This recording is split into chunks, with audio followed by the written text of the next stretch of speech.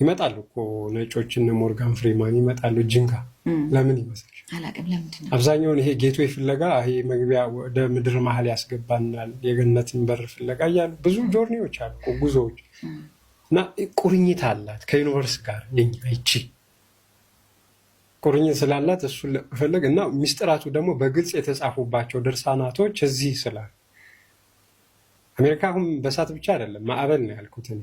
ማዕበል ማለት የእሳት ብቻ አይደለም የነፋስም የበረዶም ጭምር የነፋሳትም ይሄ የውሃዎችም ጭምር። አሁንም ለ100 ዓመት አይተው የማታውቀው በረዶ እየመታት ገነትን ሊያጠጡ ከኤደን ፍላጋቱ ይወጣሉ ይላል መጽሐፍ ቅዱስ። ሌላው ዓለማት ላይ ብትፈልጊያቸው አይገኙም ወንዞች።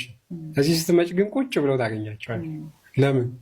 ሌላው ዓለማት ላይ ካሉ ለምን በዚህ ዘመን ጠፍተዋል ይልሻል። ስለ ቤተ መቅደስ ስትጠይቂ በዚህ ዘመን በነበረ ጦርነት ወድሟል ትያለሽ። እዚህ ስትመጭ ግን ቁጭ ብለዋል በስያሜያቸው። እንዴት እዚህ የሚጠራው በስያሜው እዚህ ያለ ለምን እዛ ስትይ አይ ይልሻል። ከዚህ ያለው በለውጥ የተጠራ ነው ትክክል ነው ብሎ ለመሞገት ማለት ነው። ከዛ በአፈ ታሪክ አለ ተብሎ ጠፍቷል አይደል? አሁን ከኛ ነገር ስታመጭ ብዙ ታሪክ ደሸት ማን ነው ሲባል ሰውየውን ከምዕራብ የመጣ የሴም ወገን የሚሉ ሰዎች አሉ።